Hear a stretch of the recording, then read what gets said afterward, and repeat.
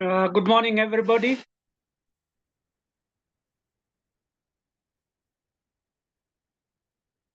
I can see Ruth, I can see Benjamin on the line. How are you today? We are fine, Mwalimu. Welcome back. How was your evening? It was well, it was okay. That's very good. Ruth, how are you? Very fine, Mwalimu. How are you? I'm doing very well. How is your morning? I guess it's cold.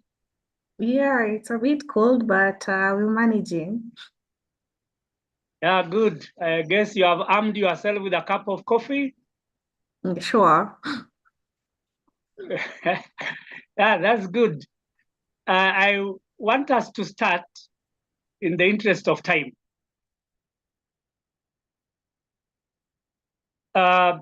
I believe others will join us as we move on. So welcome to Module 3 of Human Capital Analysis.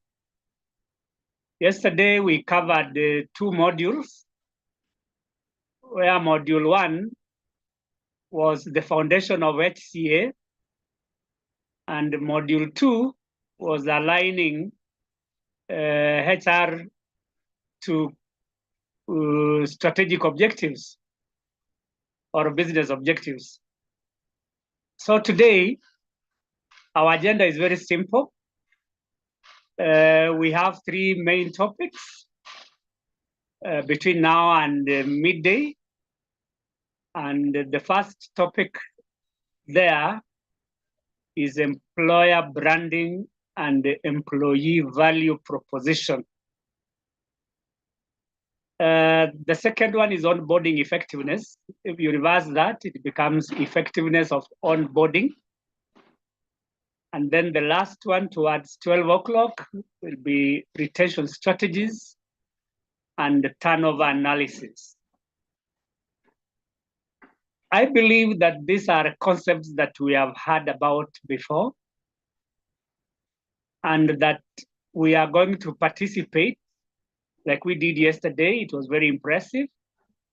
So I look forward to more active participation from all of us. And like I did yesterday, I will be asking questions related to some of these topics with a view to encouraging a deeper understanding of the concepts that we will be discussing. So having said, I want us to go to the concepts of talent acquisition and retention. And that is what is on the next slide. Before I even look at the 2 concepts, we are all aware that the success of any organization, be they small, medium, or large, public or private, they need talented employees. And in the majority of cases, all these organizations are competing to acquire the best talents they can from the job market. So the war on talent is likely to be won if organizations put in place effective strategies for talent acquisition and talent retention. So if we look at the first point there, I'm trying to define what talent acquisition is. And I will focus on the highlighted words, which are key to us for purposes of understanding. I've called it a process of sourcing. To source basically means looking for. And you don't look for employees anywhere. There must be particular places where we can get these people from. The first source of talent is internal. Usually when we talk about internal sourcing, we are looking at the potential employees who are likely to be promoted to a higher level.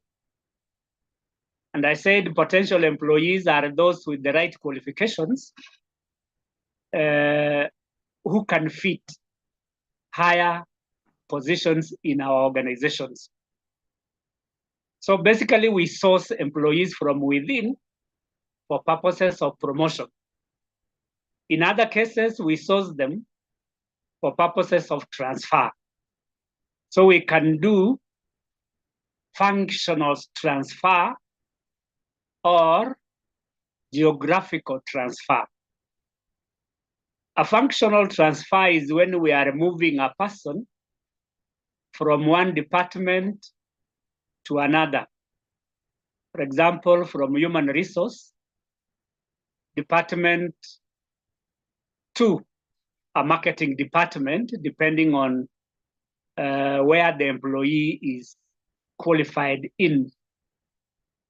And for geographical transfer, we source these people for purposes of moving them from one geographical location to another. Like we said yesterday, there was geographical analysis or segmentation, where we are moving a person from one region or location to another. So in terms of sourcing internally, we are talking about promotion and transfers, which can either be functional or geographical. The second type of sourcing is external, where we are getting talented employees from outside the organization. There are many such sources externally. One, we can get them from learning institutions. This could be colleges and universities where our target could be the graduates. Secondly, we can source these employees from employment agencies. These are organizations that recruit, interview, and keep the database of the employees so that when companies source for them, they are readily available. And we have enough examples here in Kenya of such agencies which interview and keep databases for potential hiring. Other sources could be the open market, where you can advertise vacant positions either on public notice boards, newspapers, or our company website. So that is another very important source of talent. Having discussed the concept of sourcing, I will now want to look at attracting. So talent acquisition includes attracting potential and available candidates. What is to attract? To attract is to create interest. Organizations create interest in potential employees in two ways. One, the job descriptions that are advertised. And two, the profile of the organizations where need be. Usually, people are attracted to the kind of job they are expected to be doing. And therefore, when we are attracting, we showcase ourselves in the best possible way to attract those candidates through this job description.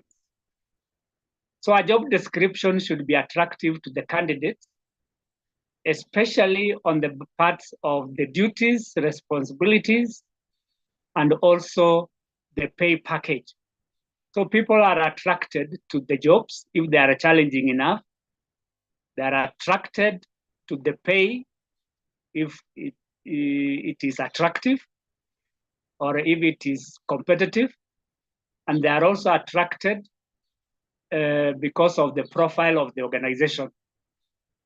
I believe many of us would want to work with big organizations, both here in Kenya and abroad. Names that all of us could want to be mentioning.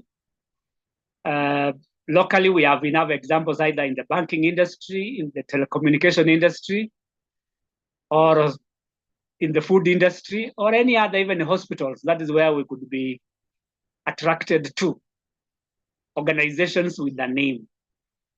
So the question is, how do we attract people? If attract is enticing employees to apply, then there are ways of attracting. The most common way of attracting employees to our organizations is through advertisements. So we can advertise internally or externally. Internal advertisements could be our internal websites or notice boards or referrals from within. The second way, which is external, is through newspapers, sometimes, though very rare, through television and radio. And then, as I have mentioned, another source of attracting candidates is through employment agencies or learning institutions. Having sourced and attracted employees, the potential candidates will apply depending on the requirements on the advertisement. So this, after they have applied, the organization will have formed a panel of interviewers.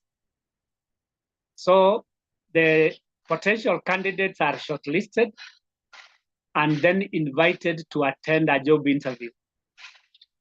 So these job interviews are very important because they give us additional information about the qualifications of the candidate and possibly their potential performance.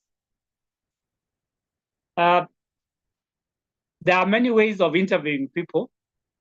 Like I mentioned yesterday, one could be through a panel interview, and two could be through performance demonstrations.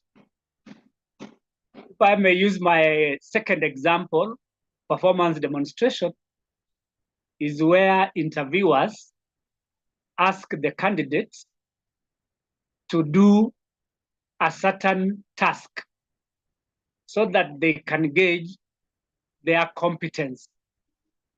For example, we are hiring a sales executive. The panel can ask the candidate to make a sale of something, probably a cup or a phone. And then they can determine whether the person has the skills, the knowledge, and the experience in selling. Then the next one is hiring. Hiring is basically about selecting the most qualified candidate after the interviews. There are several methods that usually organizations use, I can mention 3. One, you can hire or select by the use of the rule of 3, the rule of 3, where 3 names are picked for every vacant position and then presented to the appointing authorities. So that is one method of hiring, the rule of 3.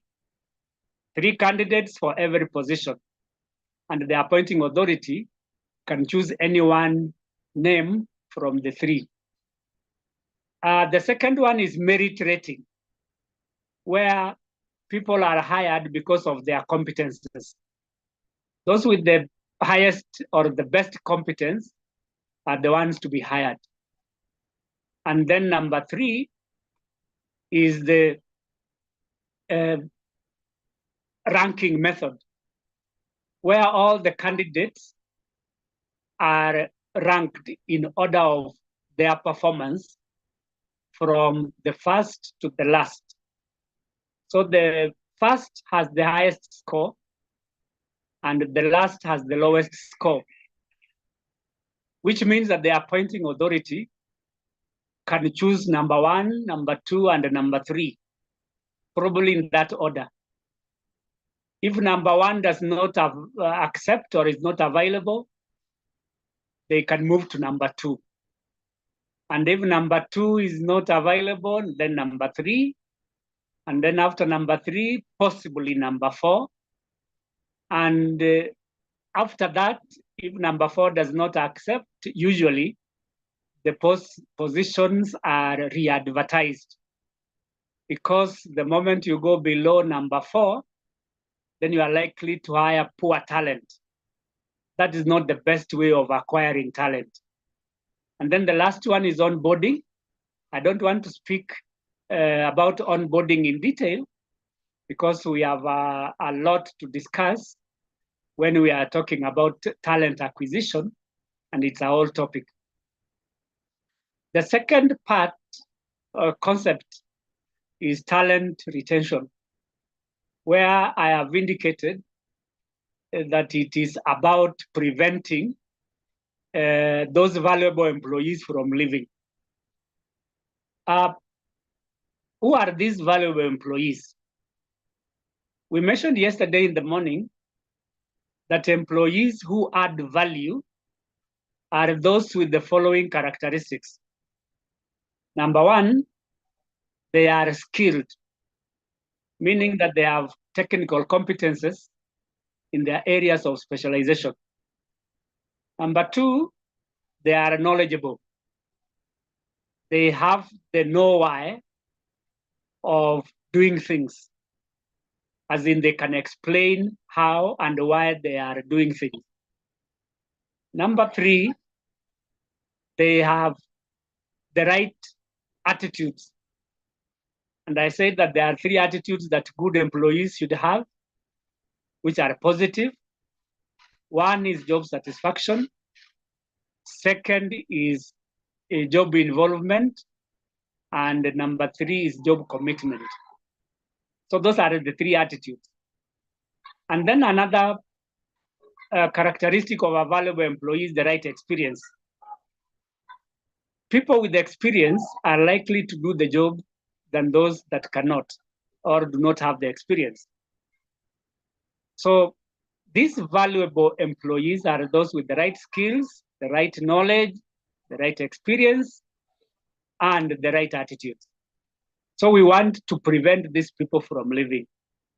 Why? Because when they leave, it's a loss to the organization. And like we said yesterday, turnover is very expensive in terms of cost of rehiring, cost of productivity, and the time taken to find a suitable replacement. So basically, these are the 2 concepts that we are going to discuss throughout our interaction this morning up to 12:30. With your permission, I can now move to the next part, which is part of talent acquisition and retention. here we are talking about employer branding. And before I move on, I would like to invite us to answer this question. What is a brand?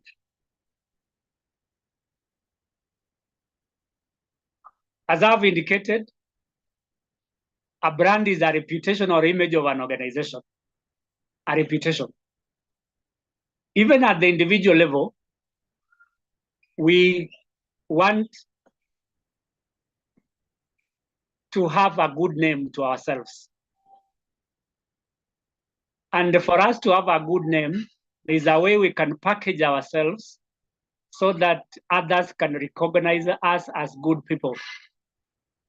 So a reputation of an organization is a good image that all organizations could wish to have.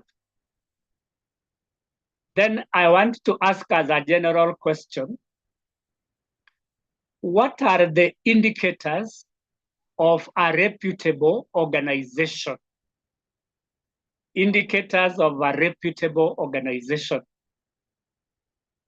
And I would open the question to any one of us to give us an answer.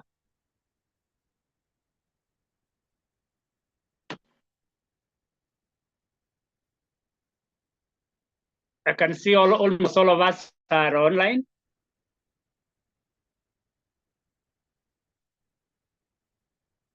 I can pick any name at random if you are there. Lilian Yamo, how are you today? I'm good, thank you. Pole kwa baridi, are you in Nairobi? Yes, I'm in Nairobi. Yes, it is very cold out there. Can you answer our question? Maybe I can basically say indicators of a reputable organization Yeah. would be perhaps an organization that, well, now it's all about recruiting, so that recruits well and is not biased. Yes. So people look up and would like to work there because they know they'll be given a fair hearing. Chance of fair. Okay. Okay. That's very good, Lilian. Thank you very much. Anybody else who can answer the question or add to what Lilian has said? I may have to move upwards. Ruth, are you there, Ruth?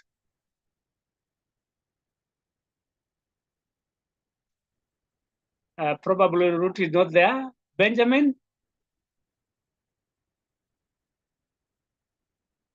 Hello, Yes, Benjamin. yes, I think one of them is where they have a good vision and mission, and where they also have an organizational structure which is which adheres to the processes and procedures of work. Yes, and also if they can also do a corporate social responsibility outside there. Okay. Yeah, you are right. Even Lilian is right that we need organizations that are fair and they give equal opportunities to potential candidates so that they can attract them, because we are talking about talent acquisition and retention. Benjamin, you are right that we need an organization with a vision and possibly an organization that promotes the core values that they stand for. If I may address myself to the core values, because these are the things that attract people to organizations and promote employer branding. In your organization, you have those core values. Core values are aspects that we consider to be important for success or stand for what we stand for, or are an indication of what we stand for in the market. Time and again, we have heard of these types of core values. Number one is transparency. We want organizations that are transparent in their way of communications. So if you want to attract a person, especially during recruitment of talent, you need to communicate. One of the ways of demonstrating that transparency is through communication. A second core value is honesty and integrity. Honesty has to do with telling the truth as it is, without divulging the confidential information. Integrity has to do with behaving in a manner that brings honor and respect to the organization. So in your interactions with the public, honesty and integrity as your core values should come out very clearly through the behaviors of your employees. Another core value which enhances employer branding is professionalism. We all are professionals in our areas of operation. So whatever we say, whatever we do, should speak to our profession. And that this professional behavior or conduct promotes the employer branding. From the first time a new employee gets in contact with the organization, that's from the gate to the offices, there must be a high level of professionalism. The way they are handled at the gate can tell these potential employees whether this is a place to work for or a place to run from. Running, meaning exiting. Another core value is customer care. Employees are potential customers. So we must always endeavor to present ourselves in a way that takes care of our employers or employees. So customer care includes communication to the customers, providing the requisite goods and services, and also treating them fairly. So that is customer care as another core value of an organization.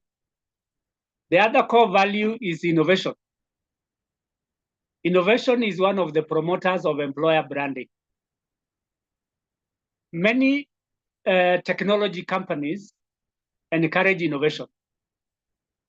And therefore, those potential candidates who are being acquired are likely to find their home in an innovative environment where research is encouraged, where challenging tasks are given, and where employees are given opportunities to implement ideas to develop new products or new systems. And the last one is the working environment. That is another characteristic of an organization where the environment is clean, healthy, and safe. Most of us could be scared of organizations where things are very disorganized, which has a potential of causing accidents, or where the offices are very dirty, which poses the potential of illnesses. So for us to attract or acquire those high potential candidates, we need to have those characteristics. Honesty and integrity, if I may repeat some of them. Honesty and integrity, customer care, innovativeness, professionalism, and a conducive work environment. So those are some of the things that can promote our reputation and enhance our image. The second part is value proposition, employee value proposition. That these are benefits and rewards that are given to employees to attract, maintain, and retain them. Because we don't want to run away from our topic, that is talent acquisition and retention.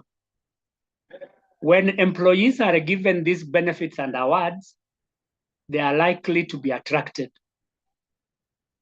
In some organizations, I guess some of us have this kind of practice that at the end of the year, employees are given some rewards, probably in the form of bonuses.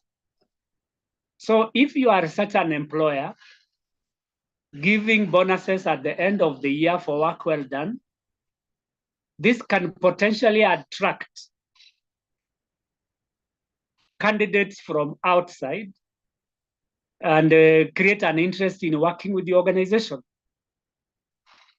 We all, as employees, value those benefits and rewards. One other benefit could be a comprehensive medical cover. I've interacted with people from various organizations, and there's one that really interested or attracted my attention, which gives this comprehensive medical cover. And by this comprehensive medical cover, I mean it is unlimited, that employees are given a medical cover that is not exhaustible. You can go to any hospital, get treatment up to any cost, and the organization is ready to pay for that. If you are such an organization, not any potential candidate can resist when they are given job offers, because they are guaranteed that when they become sick or get involved in accidents, the organization is ready to cater for all the medical expenses. And I believe that is the organization all of us could want to work for. And that helps us to brand ourselves as an employer of choice. Having said that, I want us to move to the next one. And that is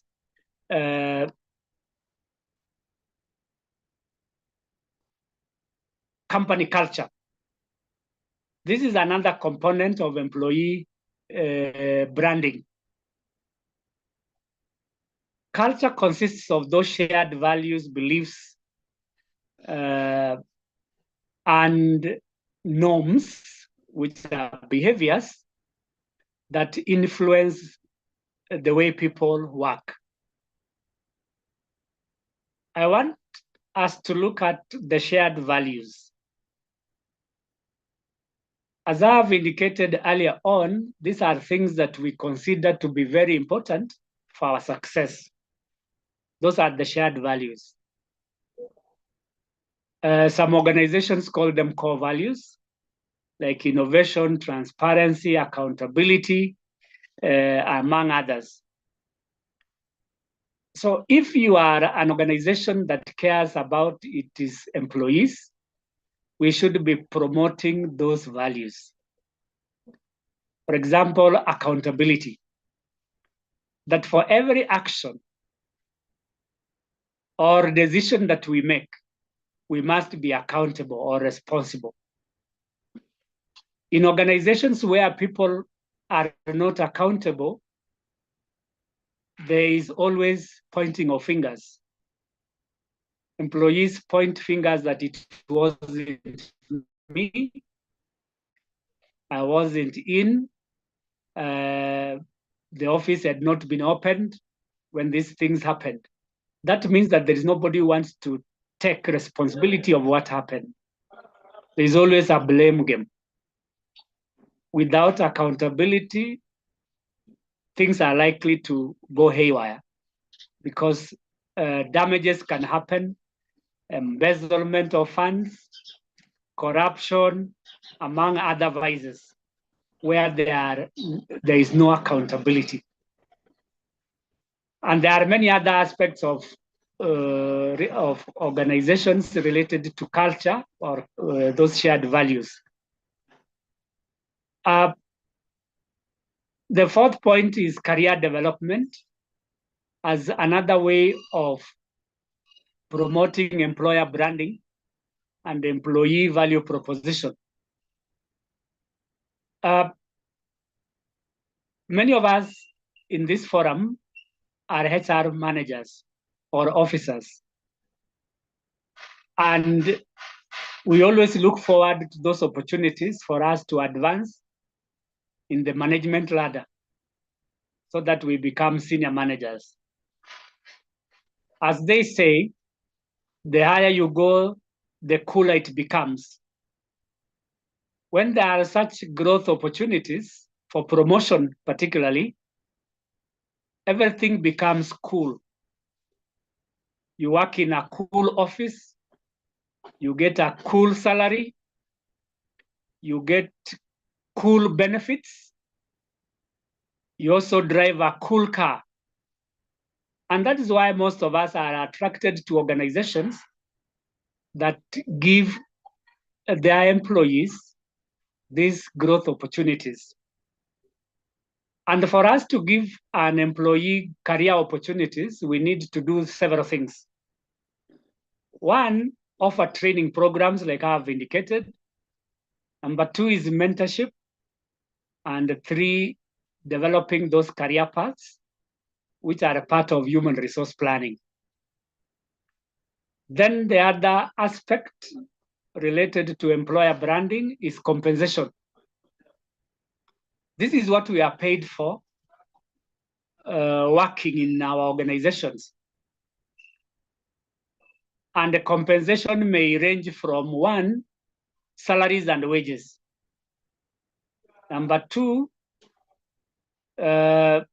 is bonuses, not bonuses, but salaries, wages, and commissions. Yes, commissions. For permanent employees, we pay them salaries. For part-time, we pay them wages. And for casuals, we may pay them commissions. Or for those of us who are selling, we pay them commissions. That's a percentage of what they make for selling a product. This compensation must be competitive. Competitive in the sense that when employees compare what they earn with what is happening in the industry, it is very close. Once there are huge differentials between what employees get within our organizations and what others get out there, we are likely to lose them. So we should conduct salary surveys for us to determine our pay levels, either slightly above the market rate or slightly below the market rate, so that we prevent employees from running away. So that becomes a retention strategy where we are paying our employees some competitive package. Health benefits, I've mentioned them like medical cover and sometimes counseling programs for those employees who are either facing challenges with alcohol and drug use, and also for employees who may not be good at managing their finances, so we can counsel them, financial counseling, or performance. Why do we need counseling sessions? It is because we want to maintain the mental health of our employees. And then there are retirement plans. All of us want to go back to our homes with a package that can sustain us for the rest of the days after employment. Some offer very handsome retirement packages.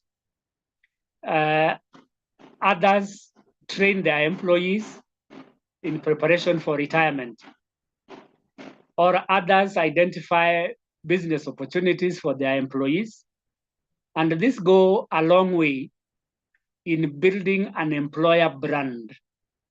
Competitive salary, health benefits, and retirement, they are part of employer branding.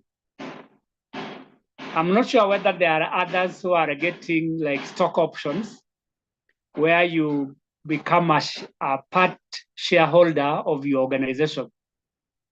Especially for top managers, share options are very important.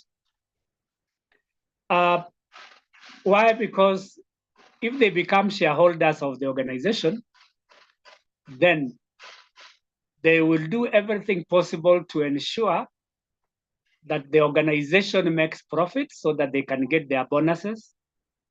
And two, the organization is sustainable so that they don't lose their jobs. So this is one of the ways in which organizations can ring fence their employees so that they don't exit. So ring fencing includes putting in place a strong fence where employees cannot exit. So this strong fence includes those growth opportunities we have mentioned, competitive salaries, retirement plans, and stock options. So when all these things are in place, we are likely to retain our employees and promote employer value proposition.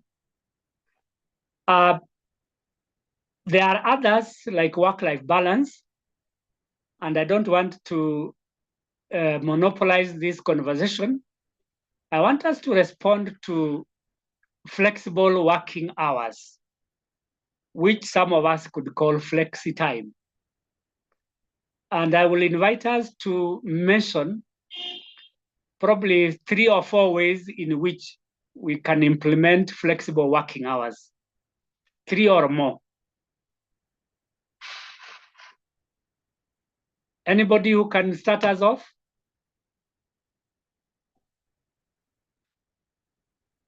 Harrison, how are you? Fine, thank you. How are you today? Fine, thank you. So maybe with the flexi is where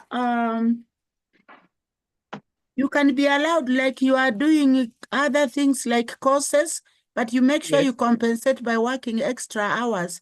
When it is when you are away, you make up for those hours. You are responsible enough to make up for the differences. Thank you very much. Like that. Yeah, you are right. Thank you. That is very right. That you allow employees to work extra hours to compensate for the time they will be away. The word given for that is compressed work week. Compressed work week, where people work extra hours to compensate for the next week when they will be away. Thank you very much, Alice. Any other flexible working?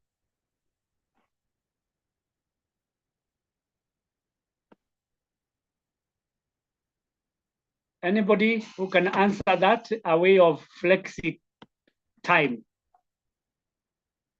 Hello, Jane. I haven't heard your voice today. You can hear my voice now. Yes, thank you very much, Jane. Welcome. Thank you. I think another flexi option is where somebody can maybe start at a later time in the morning and they continue to work a bit later in the evening, so long as they make up the hours for the day. Yes. And there is a period in between, reporting and exit. What do you call that period? Those are called the core hours. Yes, that's correct. The core hours or the core period. And why do we have this core period? Allow me to ask a further question. I think having core hours enables the person to be able to interact with colleagues, maybe be able to meet, where they are able to collaborate with other team members so that not everybody is away at the same time. Okay, that's very correct. That this is a core period when most clients or customers visit organizations, and therefore the workload could be higher at these hours. Allowing people to be away at the core period could lead to work overload, delays, and poor customer service if you are working in a busy environment, like in a hotel. So everybody should be present during this hour ranging from 10 to possibly 3 o'clock in the afternoon, so that we don't have some employees being overworked.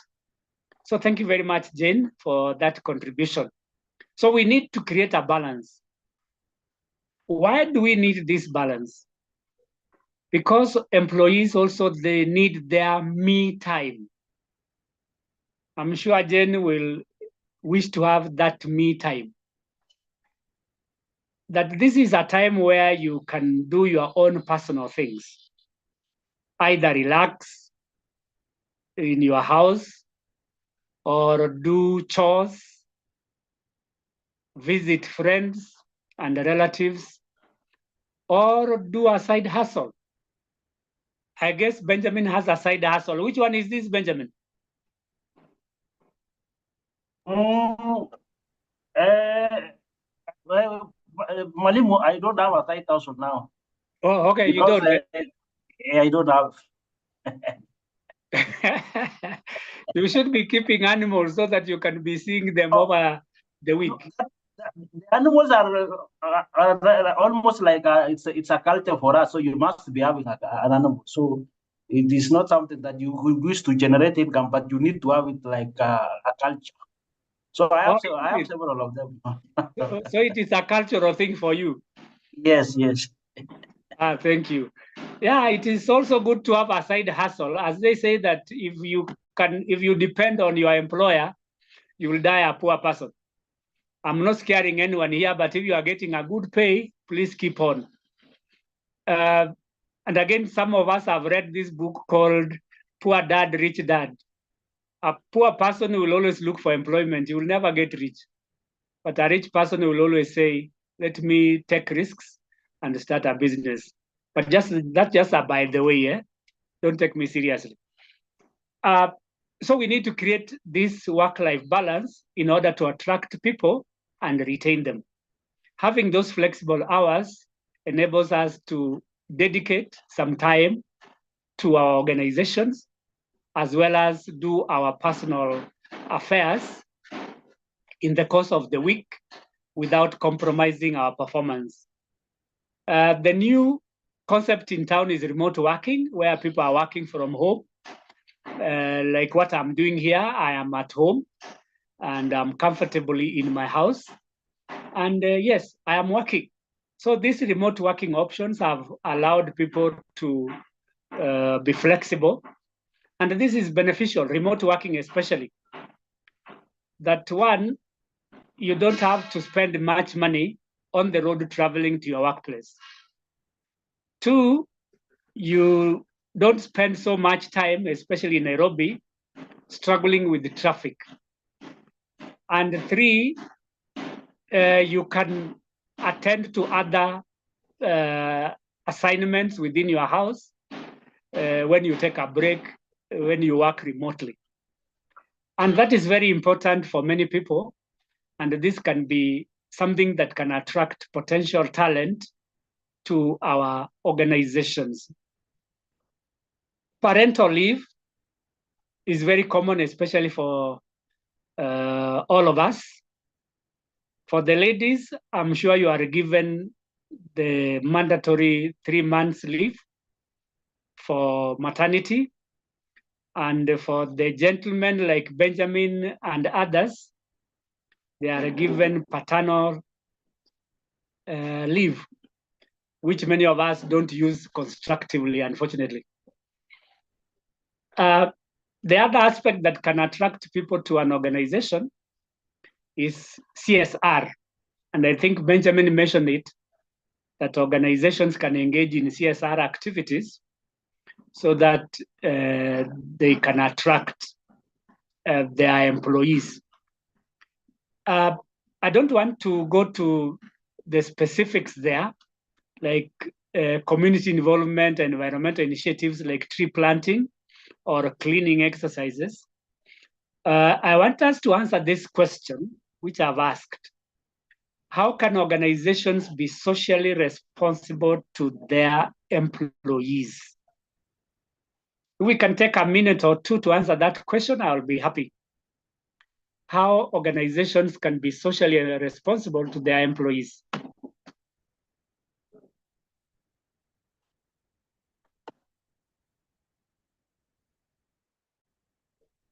Anybody who can try?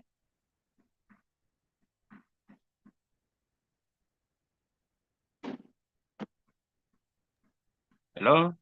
Yes, sir. How are you, Harrison? Fine, fine.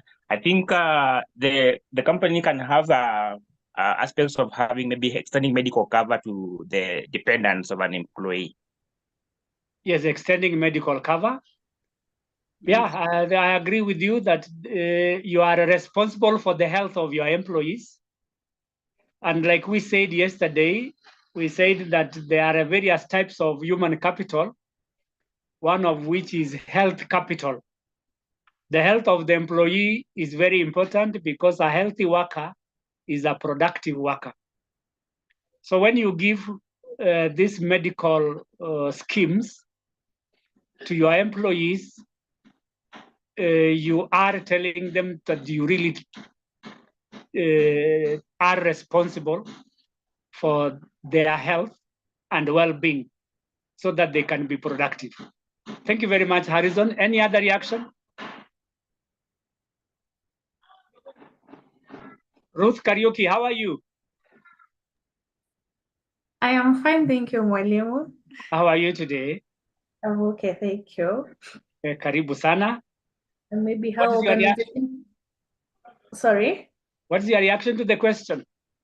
Maybe organizations offering fair compensation and benefits to the employees. Yeah, fair compensation. Go on. And benefits. So to ensure that their wages are fair, they're equitable across all the roles and demographics. Also offer performance-based incentives. Yeah. And yeah, competitive salaries as well. Yeah, very good. That arises from the fact that all of us cannot work pro bono. Pro bono is working for free. Employees have bills to pay. And when they have rendered their services, it is expected that the employees should pay them. And not just any pay, like Ruth has mentioned, it must be internally equitable, which means that it should be fair. A fair compensation is one that does not have very huge salary differentials from the industry practice. A salary differential of more than 20% in consecutive grades is said to be very huge. Employees are likely to be discouraged. For example, you are an assistant to a senior manager. The differential in salaries should not be more than 20%. That ensures equity. The other one which ensures equity is overlaps. If a new employee joins an organization, he or she should not earn more than an employee who has been there for many years. So salary overlaps allow senior employees to earn more than those who are just coming in. That makes sense in a way that the employees who come in as new don't look down upon those older ones who have been there. But again, there's a rider to that. You don't expect your employers to be giving you salary increments if you are not a performer. It is possible that you can stagnate because of non-performance. But again, the question that one could ask, what could a non-performing employee be doing in an organization? This person should be allowed to exit through those performance appraisals if they perform poorly and have given opportunities for improvement through PIPs. So Ruth, you are right that we need to have an internally equitable compensation system, and that is a show of our responsibility as organizations. So another another aspect of compensation is competitive rewards and the compensation, where you are fixing yourself either above the market rate or slightly below the market rate so that you can retain your employees. I believe I've already said this. There are other ways in which you can be socially responsible for your employees, and that's the question we are trying to answer. One is involvement and participation in decision making. When employees are allowed to participate, they feel valued, they feel important, and that is why they make good contributions. Number two, respect. Employees should be respected for whom they are. It doesn't matter their looks. We need to respect all employees equally. So managers, colleagues, and juniors should promote an environment of mutual respect at all times. So that respect is part of being socially responsible. Going back to payment, we need to pay our employees on time. I don't know what obtains in our organizations. There's a possibility of a slight delay, probably by 2 or 3 days. But in some organizations, because of financial constraints, they may delay even for a month. There are many cases of employees going without pay for many months, and yet they are expected to report to work. I am a victim of such kind of environment where we went for more than 6 months without pay.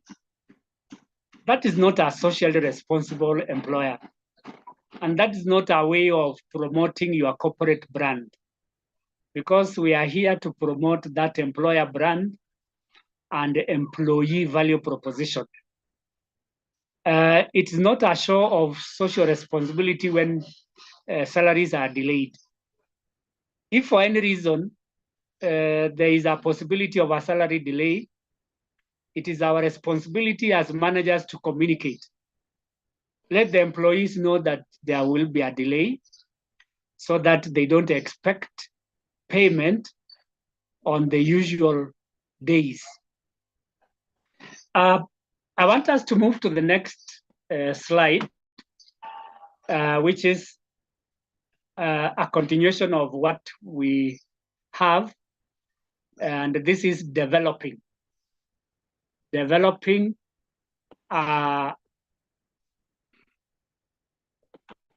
brand of an employer. How do we develop a strong brand for our organizations?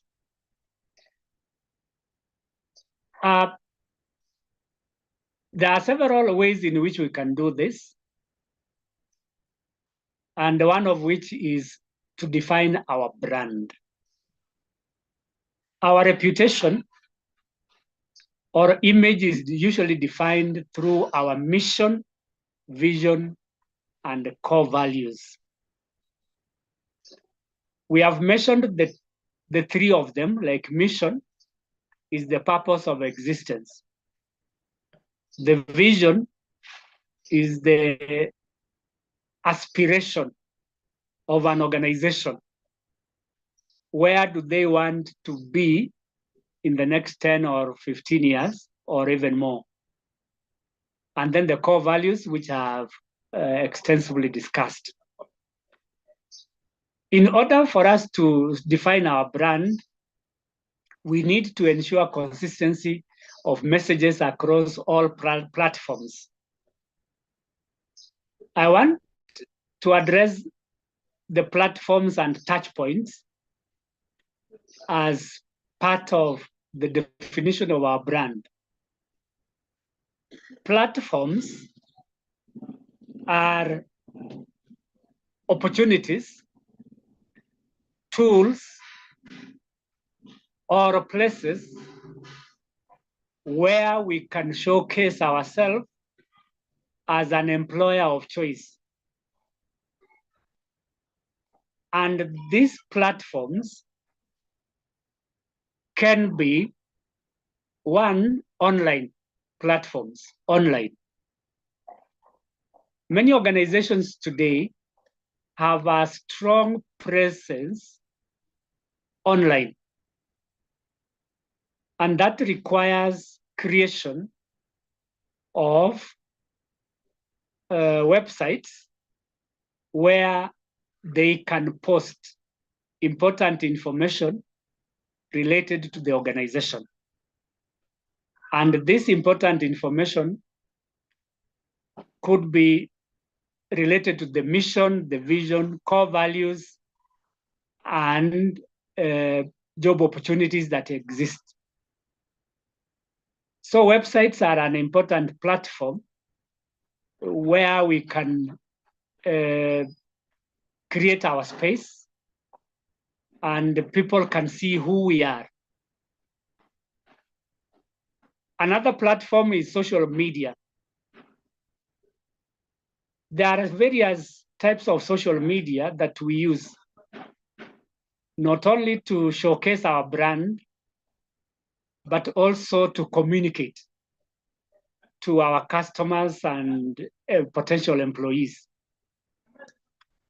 These social media include WhatsApp. I'm sure most of us use WhatsApp to communicate. We use Facebook. We use Twitter. And I'm sure many of us have a Twitter handle, where if you want, now it's called X. Twitter is now X. If you want to pass a quick information, which you want to go to so many people within a short time, you can use X. And others can use LinkedIn, which is a professional social media platform, which can be used to advertise vacant positions in our organizations, or from where we can get referrals. So those are various platforms which we can use to showcase the brand image of an organization. How about touch points? The touch points are the areas of need of our customers, both internal and external. Now that we are talking about attracting talent, we can satisfy the potential employees' needs through communication so that they feel valued. As we shall discuss under onboarding, this process does not start when employees report. It starts way before they report. So if we can address the needs of employees even before they join, then we shall be promoting a strong employer brand and value proposition. Within an organization, the touch points of an employee could be health issues, could be disciplinary aspects. Some people could be harassed. So when you resolve some of these problems on time, you will be addressing the touch points of the employees. And this will promote that value proposition. So our brand is promoted through the mission, vision, and core values, as well as the messages that we send consistently through the various platforms, which I've mentioned, like social media and the websites. The second way of developing a brand image is through engaging employees. The key word there is involving employees in decision-making. I have already indicated that involvement and participation makes employees feel valued and feel important. Excuse me. This can be done through a number of ways to determine whether employees are engaged or not through surveys, through focus groups, which are a group of experts, and through interviews. So employee engagement can be established through this means. And employee engagement goes beyond participation. It also means creating a desire in the employees to continue working in the organization. There are employees who are disengaged. Others are very disengaged, meaning that they spend time and effort thinking about other things outside the workplace. So when employees start disengaging, there is a possibility of them exiting the organization. And I want us to react to this question. What are the indicators of a disengaged employee? How do we tell, as a human capital analyst, that employees are getting disengaged? I would wish to have 2 quick responses before we move. 2 quick responses. Characteristics of disengaged employee. Let me start. I think we can see their behavior in terms of coming to work late or going, leaving work early, absenteeism. Yes. And also complaints or several grievances coming from the employee or the employees. Yes, you are very right, Benjamin, that lateness could be an indicator. Absenteeism could also be an indicator. Complaints are all indicators of a fairly disengaged employee. Anybody else who can add to what Benjamin has said? Thank you, Benjamin. The quality of the... Virginia, you are next. Yes, Virginia. The quality of their work suffers, and also they fail to meet targets. That is correct. The quality of their work. People who are disengaged are not keen on what they are doing. They are likely to make mistakes or errors, which leads to poor service delivery or waste. So thank you. I guess this was Lillian who answered that. Harrison, you wanted to say something? Yeah, I was talking about deteriorating productivity. For example, there is no consistency in terms of productivity of the staff. Then yes, you can realize is being disengaged. Yeah, that is right. That the employees who are not consistent in their productivity, meaning that this month they are very high, next month they are average, the other one they are very low. So their output keeps on fluctuating. Those are red flags that can tell us that an employee is becoming disengaged. Maybe I can add one more where you find employees, let me say two more. Employees moving from one office to the other without any particular purpose, just to say hello to friends. And probably that is the first thing they do in the morning. They also read the newspaper even when they come to work late. The second one is requesting for referrals. If an employee comes to your office to request for a reference letter, that is an indication that this employee is getting disengaged. They are probably applying to other organizations for job opportunities. And probably it is now for you to find out why they are applying for this, why they need these reference letters and what could be going on. Probably through this stay interview, It can help you to identify gaps in your organization that could lead to exits. Then the third way of developing that brand is leveraging on technology. In a modern day organization, we cannot afford to ignore technology. Technology actually should become part of our DNA. That organizations without appropriate technologies are likely to lose out on many opportunities. One, opportunity to attract people, that is talent.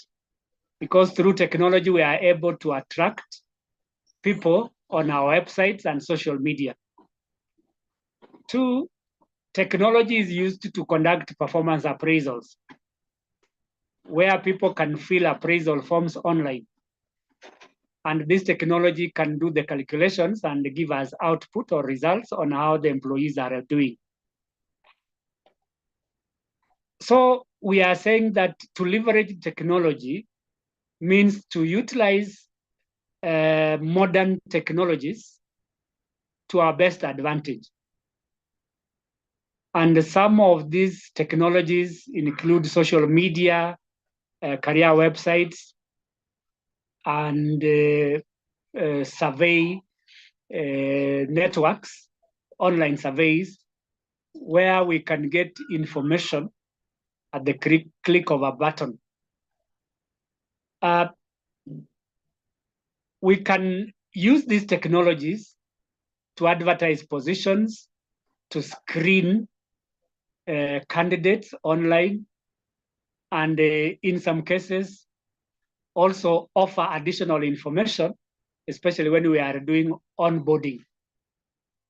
So technology is a very important tool, which we can say is an enabler of our organizations to promote and sustain the various activities as HR people.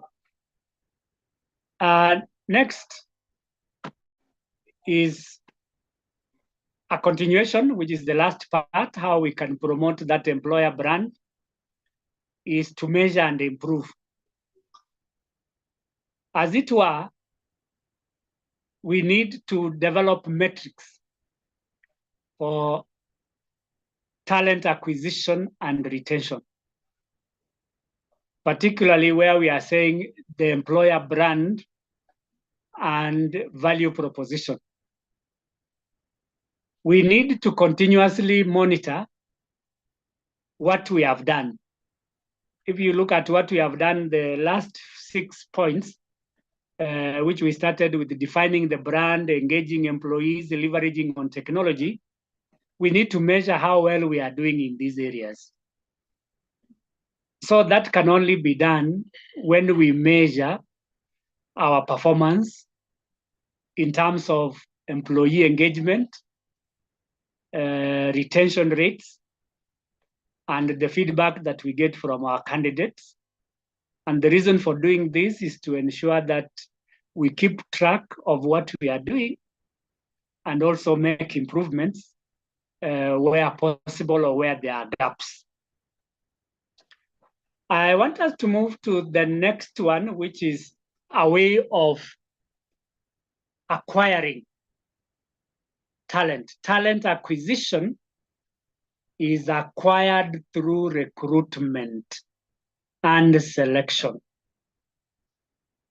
And because we are looking at the metrics, we look at the recruitment metrics that will give us an indication of what we have done, how we have done it, where, and what were the results. Like we said at the beginning of this course, we are here to collect data, analyze it, interpret, and make informed decisions. So through recruitment analytics, we are able to make informed decisions on our recruitment and selection processes. We can analyze recruitment data so that we can also identify trends and optimize our recruitment and selection strategies, which we mentioned, albeit briefly, yesterday. So what are these metrics related to recruitment and selection? The first one we said is very important yesterday, that is time to hire. And if somebody can jog our mind, Lillian, if you are online, you can tell us, why is it important to ensure that employees are hired on time? Thank you, Mwalimu. Yes. I wasn't in yesterday, but I'll just attempt. Oh, so sorry. It's good. It's okay. Yeah, Yes. I'd say it is good to do a timely hiring because the organization can suffer in the gap in between missing somebody to handle that work. Yes. Thank you. Thank you, Lillian, and welcome. You may have missed a bit, but I'm sure you will learn a lot today. So time to hire is very important, like Lillian has said, that when there are delays, it is likely to affect the performance of the organization when the employee is not brought on board on time. And I also mentioned yesterday that delays in hiring can lead to overworking, because when an employee has left, their jobs must be done by some people. And usually there are two ways of doing that. One, you share the tasks among the remaining employees. And two, you let the employee do the work, one employee doing the whole work of the exited employee. When such things happen, the workload increases. And if you delay in finding a replacement, then it means people are going to be overworked. And that can lead to burnout, poor performance, frustrations, stress, and a possible exit. I also mentioned that if you delay in hiring, the potential candidate can give up on coming to our organization, even if they receive an appointment letter, because you delayed and probably they have moved on to other organizations. So it has to do with our brand if we delay, both internally and externally. So by determining the time it takes to find a suitable replacement, it helps us to identify challenges, which we have called bottlenecks, in the recruitment process. Where was the delay? What caused the delay? And how can we improve going forward? So time to hire is very important. And we gave a formula yesterday that it is the total amount of time taken to hire those positions over the number of positions that have been filled. So that becomes a time to hire. Secondly, another metric is cost per hire. How much does it cost? And I asked several questions on how we can determine the cost. It's by identifying the cost activities or costing all the activities. Alice mentioned that one of the costs is advertisement, recruitment fees, which include the fees we pay for panels, and onboarding costs. In the next few minutes, I'll be talking about onboarding because it comes with several costs. Cost of communication, cost of taking people around the organization, and the cost of meals, because this is a new employee, they may need to eat. So one of the most critical advantages of determining the cost per hire is to help us in budgeting and ensuring that we minimize or optimize the cost of hiring. So when you are hiring, in terms of recruitment, we budget for that. And when we determine the actual costs, we could be looking at the ways in which we can cut costs.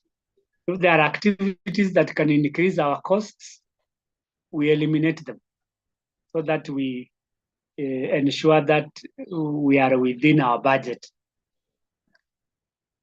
Sources of hire, I have already indicated that there are two sources, one internal sources and two external sources. I have highlighted employee referrals. And this is for a purpose. I want us to respond, those of us who have conducted or have used this method, employee referrals. How effective has it been? And what challenges do we face in employee referrals? Anybody can answer that question? How effective is employee referral and what are the challenges?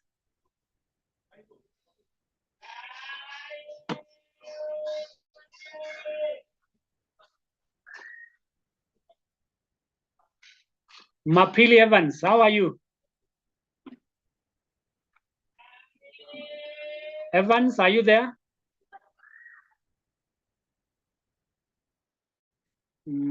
Looks like Evans is not available for comment. Rose, I haven't heard your voice today. Are you still here? Looks like Rose is a bit busy elsewhere. I had a meeting earlier, so I've just joined. I can respond how effective employee referrals are. One, it eliminates the advertising and shortlisting process, and then yes, go on. You are breaking. It referred, so it helps you to skip the advertising process, and also the network is breaking. I can't hear you. I'm saying that employee referrals help you to skip the recruitment and advertising process, and also some of the referees, because the person giving you, the person has already is giving you like a reference on them. So you skip those, and so it's a quick recruitment process. Yes.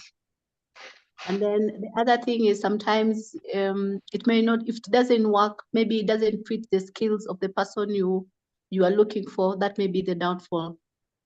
That's now the disadvantage. Okay, thank you very much, Rose. You are right that there are two things or two main benefits to this method. That one, it saves on time because it's quick. You only need to ask your employees to refer somebody to you whom they are familiar with and has the requisite skills and knowledge to do the job. And secondly, it's a cost-saving strategy. Instead of going through all the process of recruitment and selection, you already have an employee who can easily come to the organization. So it's a cost saving and time saving. And you have rightly said that sometimes these referrals may not fit your culture because you have not vetted them. So there might be some incongruence in terms of fit with your culture. That becomes a disadvantage of referrals. The other disadvantage could be that the employees are referring their relatives and friends. Though there's nothing wrong with referring relatives and friends, but there is a potential of conflict of interest. For example, an employee refers a partner, whether married or not. It becomes very difficult to give instructions to this employee because if you are a manager who has referred, then it becomes difficult even to take disciplinary action against such an employee.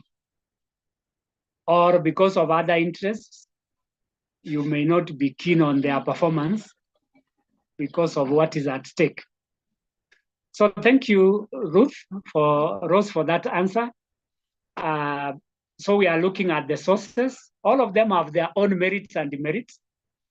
But as the HR capital analytics, we need to deploy the best source that can give us value for our money. And at the end of it, we shall have acquired the right candidate to do the right job in the right way at the right time. So whichever source that you are evaluating, choose the best source. And the metrics can tell you which of these sources, if you identify trends. For example, if you are sourcing from job boards, you can ask them, how did they get to know about you? So they can tell you.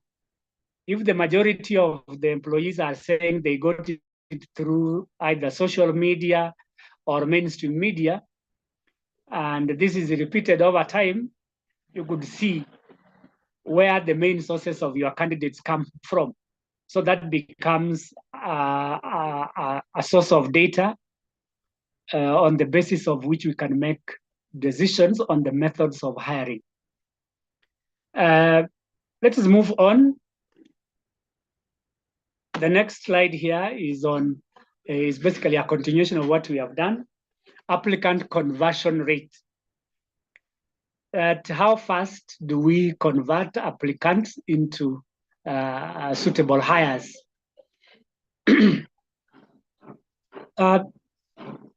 the recruitment and selection process, we attract candidates and they move through this process. For example, they will apply. Once they have applied, there will be a long list developed. From the long list, then a short list. Then from a short list to the interview. Then from the interview to selection. And from selection, placement.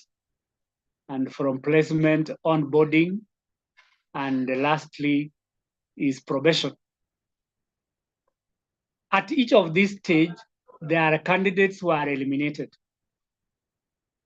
So the question that somebody could ask, why did we attract so many candidates who applied for one position? I could understand that given the high levels of unemployment in our country, there is a possibility of so many people applying for one particular job. Sometimes we receive thousands of applications. That becomes a Herculean task when we are developing a short list out of the thousands who apply. So if your job has attracted so many people, most of whom don't qualify, then the question you'll ask yourself is, was our job description so simple that anybody in the market could apply for it? So there is a way we can adjust our job descriptions, which we place in the advertisements, in a way that people deselect themselves, in that the jobs that we advertise are very challenging, that not anybody in the market can apply. So when we set ourselves such a kind of a target, it discourages some of those people who can apply just to get a job.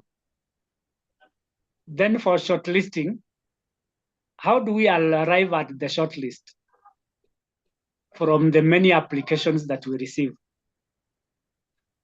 It takes qualification and time to create a shortlist, because you have to wade through huge amounts of applications before you get the right people to shortlist. This can be very time consuming. And for that reason, we are encouraged to use technological tools so that this system sifts for you, or sieves for you the candidates that could move to the next stage. So as a HR capital analytic, you need to see what is the conversion rate from the applications, the last person that you selected. How many applied, how many went to the interviews, and how many were selected? And those who accepted as well, because selection is one and acceptance is another. Are people accepting the offer? Usually when we give appointment letters, there is an acceptance form which we include in it. So the candidate will accept or decline the offer. When an offer is declined, there must be a reason.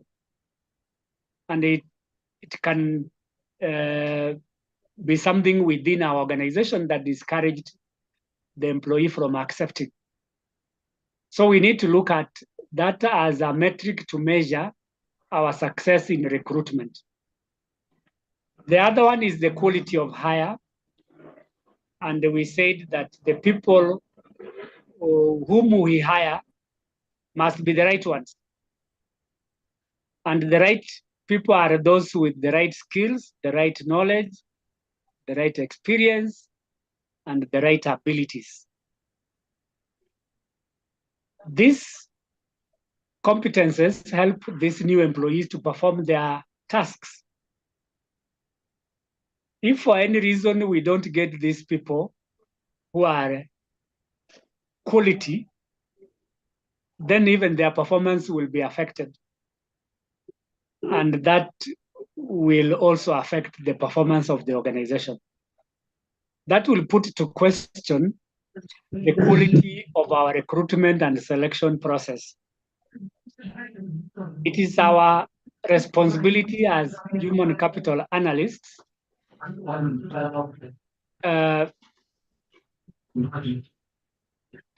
to ensure that the people that we bring on board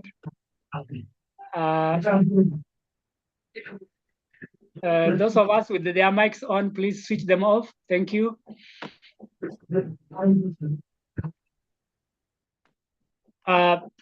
So it is our responsibility to ensure that we hire only qualified candidates to work for us. Because we go back to our topic, this is about talent acquisition and retention. So if we acquire the wrong talent, then we are not likely to retain that wrong talent. So the quality of hire is very important in this process.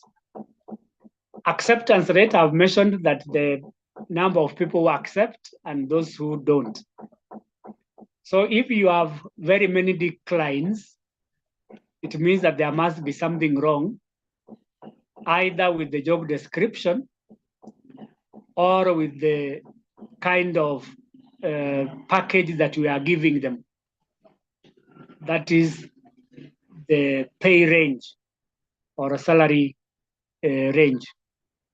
These are the two things that can easily discourage employees from accepting offers. Our job descriptions, maybe they are too simple, they are not challenging enough, or the payment. And because they have not already joined the organization, the work environment may not matter much. But a decision can be made the first time an employee reports to the organization. We have had instances where an employee reports on the first day and leaves that very day because of their experience. Yesterday, we said that one of the ways of promoting employee retention is through employee experience. So what they see, what they hear can make a difference in either continuing to work or exiting. Next is how do we, sorry, how do we use these analytics to improve hiring?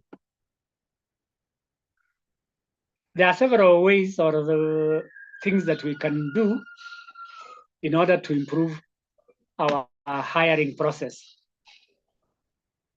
One is to use or to track our recruitment and selection processes.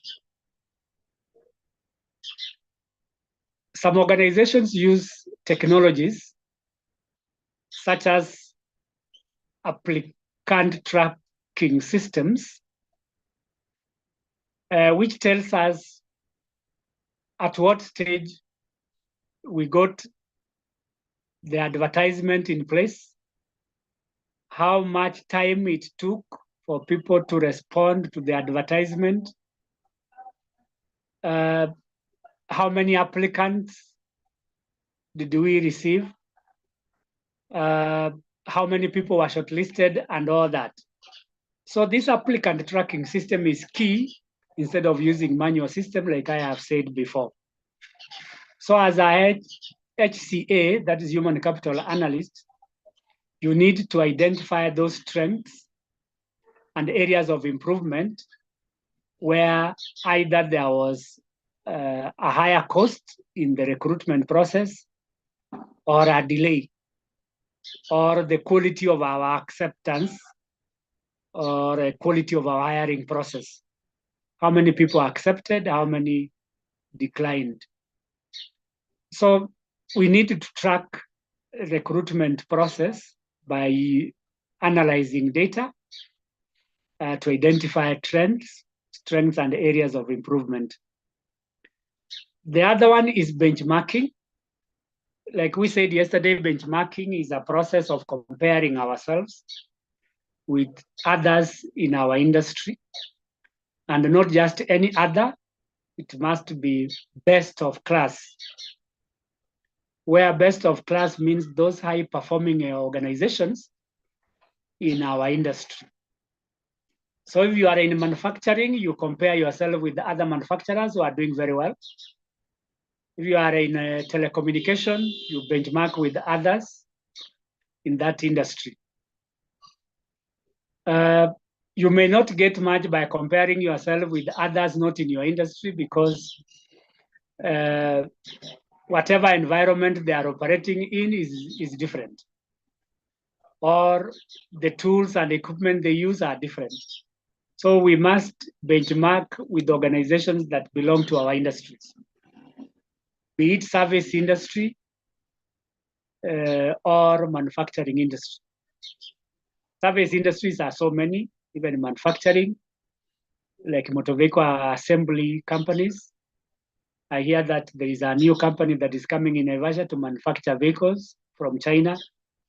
Yes, that company will be comparing themselves with the existing ones like Toyota Kenya. So benchmarking helps us to get new insights on what has worked for other organizations and which we can use to implement in attracting and retaining talent. Like I said, still on benchmarking, don't bring any practices in recruitment and selection which may not fit your system. Whatever you pick should be suitable for you.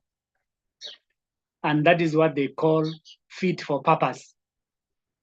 Whatever you bring should fit your purpose. Does it satisfy your needs? Does it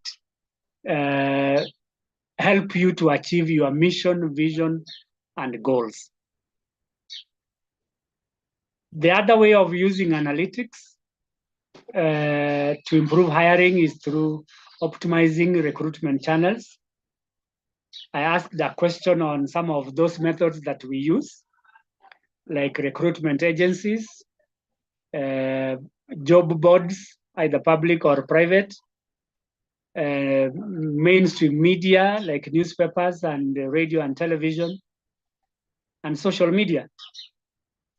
So for us to be said to be effective HR analytics, we need to identify the most effective methods of bringing on board those potential candidates. And then that requires us to allocate resources so that we optimize those channels when we need them next time. The other one is to improve candidate experience. And I've highlighted a few areas on how to improve this experience. One is to streamline application process. There are some application processes that are very long. And I guess some of us that have made attempts to apply for positions, especially in the UN, must have a different experience. Most of the application forms in the UN are very long. You need to attach a lot of documents. You need to do a lot of explanations. And many of us don't like this exercise. One, you feel like you are exposing yourself too much. Two, you feel like it's too long and therefore discouraging. And three, people are very busy. You want to move on to other things. So you want a simpler process. That experience discourages people if it's very long and tedious. And at the end of it, sometimes you don't get even an acknowledgement. And I'm not referring to UN only, but there are some organizations that don't acknowledge applications for various reasons. One is the cost of acknowledgement if it has to be a physical letter, or the number of candidates that are applied. There are so many, and therefore you cannot acknowledge all of them. So what some organizations do, including ours, is to include a clause in the advertisement which says, and I quote, "If you do not get a response from us within 2 weeks, please consider yourself unsuccessful," end of quote. That is basically what some organizations do in order to avoid responding or giving feedback to all the applicants. Another way of improving candidate experience is timely communication, especially for those that have been selected to go to the next stage. And this is after shortlisting. Communicate to them that they have been shortlisted and they have been invited to attend an interview. Indicate the dates and the timings. Some organizations, depending on their organization of the interview process, they call all the employees at the same time. And they are put in a waiting room for a long time. So if all employees report at 8 in the morning, the last person leaves at midnight because of the long process. That's a negative experience to some potential employees kept waiting for a long time in the waiting room. Probably you can do this in batches. In the morning, you can invite maybe 3 or 4. In the afternoon, you invite another batch, so as to avoid congestion in the waiting room or a leakage of the questions that their predecessors have been asked during the interviews, so that you don't have people who already have prior information about the type of questions that you have. So again, the effectiveness of your recruitment experience can be improved if there is timely communication. And still on the same point of employee or candidate experience is competitive package, which we have already said something about. The quality of hire has to do with the candidates who are suitable. in terms of the organizational culture. So the final selection of candidates should be based on the qualifications of the candidates who are likely to fit into the culture of the organization. There is what they call in the recruitment and selection called predictive validity of recruitment and selection. Predictive validity. Validity has to do with the accuracy of our selection. And if we select the right candidate, it is predicted that they will perform the job for which they are hired. So a right criteria for recruitment is one that can enable organizations to identify employees who are likely to perform according to the company values, honesty, transparency, and others. And for you to determine the predictive validity of your recruitment and selection criteria is through the induction process, because in some cases, employees are inducted to their jobs so that they are told this is what is expected of you and when and where. The other way of determining the validity of this criteria is through probation. The period of probation varies from organization to the next, but the most common period of probation is 6 months. So within the 6 months, the performance of the candidate is evaluated. Those who don't perform can be given an extension of the probation period. And those who pass the probation can be confirmed depending on the contract. So if it's a short-term contract, they are told that you can start working or continue working. If it is a fixed-term contract or a permanent and pensionable contract, they are confirmed by giving confirmation letters. And those who don't perform poorly even after extension of the probation period can be asked to exit because they may not bring much value to the organization. So the quality of hire basically is about the candidates who can do the job for which they have been hired. I want us to move to the second part of our presentation, which is onboarding. I want to ask a general question just to facilitate and encourage participation. In no particular order, I want us to react to this question. What is the difference between onboarding, orientation, and induction? Difference between onboarding, orientation, and induction. You can start anywhere.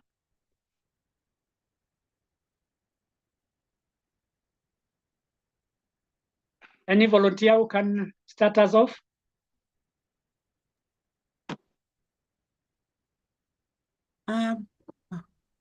Can I try out? Yes, you can, Virginia. Yes, Virginia, go on.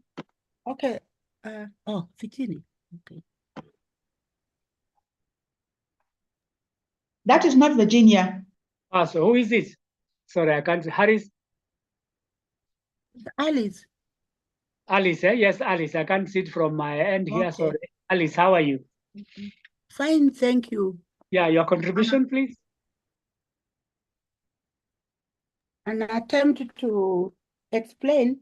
I think onboarding includes orientation and induction. That's correct. Onboarding is the way you make the new people fit into the new place, the work they are going to do, to be comfortable.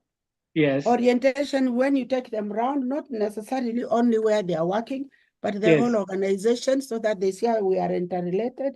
And induction, when you actually give them the actual skills and the specific role they are going to play, you kind of coach them on it. Thank you. Thank you, Alice, for your contribution. You are very right. Starting with induction, then orientation and onboarding. Induction basically is about taking the employee around the organization, familiarizing themselves with the work environment. And Alice has put it very well. Then orientation is when particular skills and knowledge are imparted to the employees related to their jobs. So it is job oriented. And then onboarding is a long process where you want to inculcate the company culture into the employee and ensure that they perform well over a long period of time. So the onboarding process is long, depending on the position that you want to fill. In the majority of organizations, onboarding can take up to 3 months compared to the short-term process of orientation and induction. So here we are looking at the effectiveness of onboarding, because if it is not done well, it has negative repercussions on the organization. That employees are likely to leave if it's not done well. Poor performance, because employees are not aware of what to do. Failure to fit into the organization. So employees might take a longer time to fit because they have not been introduced properly. And also that reflects negatively on our reputation, because the topic still is on how to build that brand. That brand does not start with the recruitment. It goes all the way to onboarding. So we shall look at how we can improve the onboarding process in the next slide. Talking of effectiveness,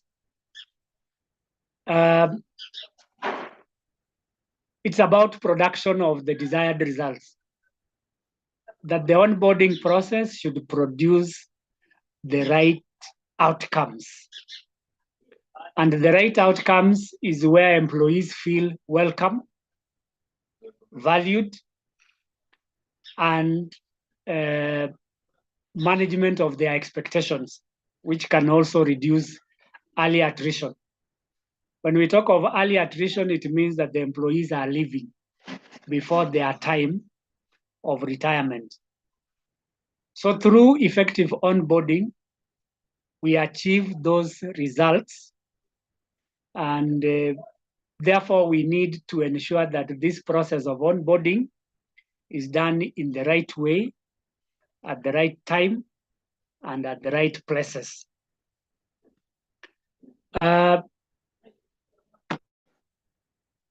We move to the phases of onboarding. What are the stages that are involved in this process before we look at the characteristics of this process and how we can improve it? One is pre-onboarding or pre-boarding. where I have said that this involves communicating to the new employees who have been hired and given appointment letters.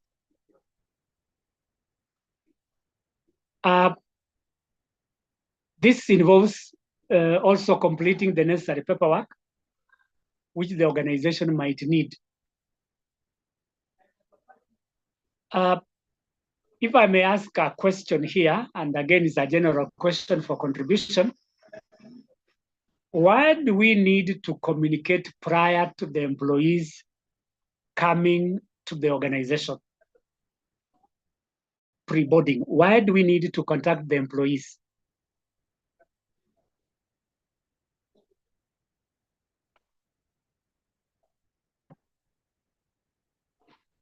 Hello, participants. Anybody?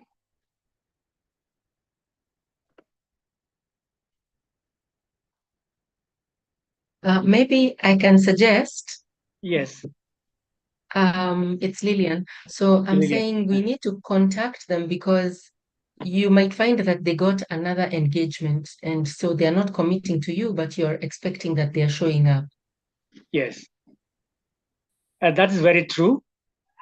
That it is possible that before they join you officially, they may have shifted to another organization, which probably may have offered them a better package. So you are right, Lillian, that, and thank you, that employees may not be available.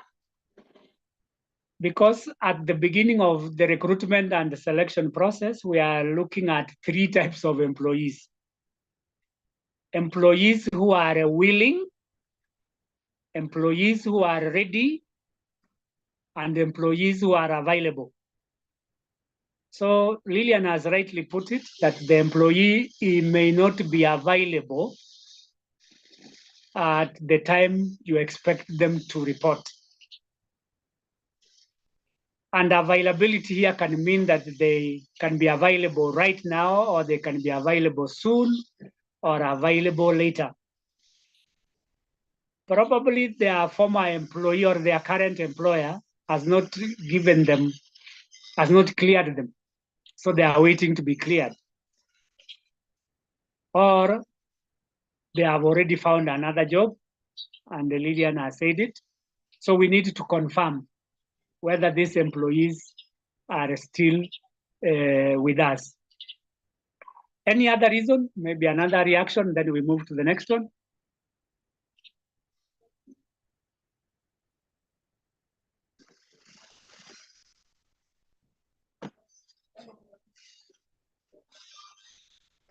Why do we need to communicate to these employees?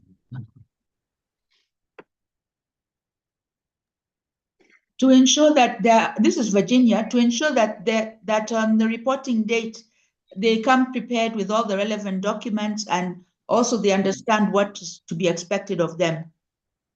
Yes, I like the word expectation. In this process, the whole of it actually is about expectations.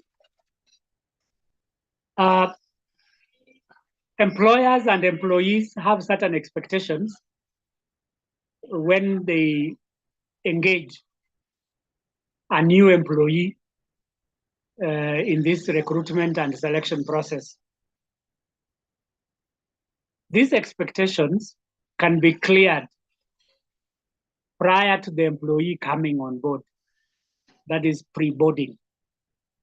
So by communicating to the new employee, you are clearing certain expectations that the employees may have. The paperwork can be done before or after, and that is what Virginia said, that it is a good way of ensuring that all the necessary documents have been prepared before coming on the reporting date. So thank you very much, Virginia, and I think it was Lillian. for your contribution. And then the next stage is the orientation. You can put there /induction, where the new employee is introduced to the organization so that they are aware of what the mission and vision of the organization is, and also conducting tours. So induction is for tours, orientation is for the job that the person is going to do. This is a very important process or step because it creates awareness of what the employee is expected to do and the people he or she is likely to work with. Particularly the mission and vision are very important because from the very beginning, we want to ensure that the employees understand our purpose of existence.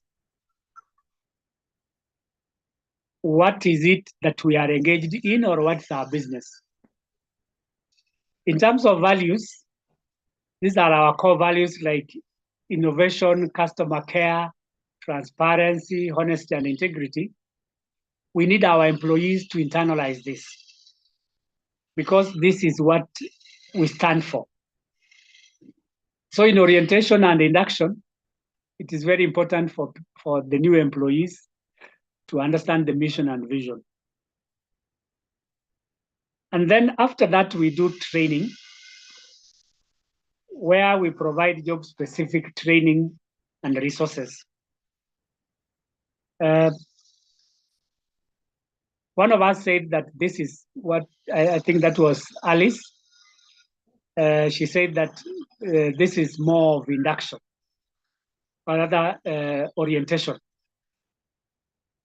In orientation, you are given particular skills required in your job, where you need to understand the procedures and policies that govern the employment relationship.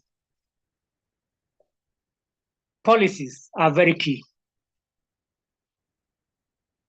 The new employees are expected to read and understand the policies of the organization